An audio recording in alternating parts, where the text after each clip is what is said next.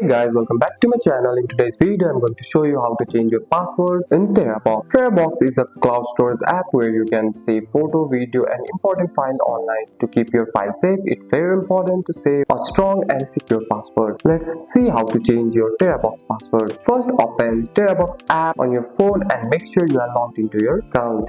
After logging, tap on the profile icon or the menu option. From the menu, select setting or account setting. From here, tap on security. Here, tap on password setting. You will be asked to enter your old password to confirm it.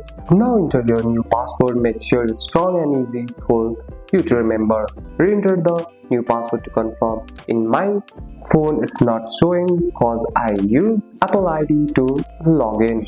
And that's it. That's all for today's video, guys. If you found this video helpful, drop a like and subscribe for more videos. Thanks for watching. See you in the next one.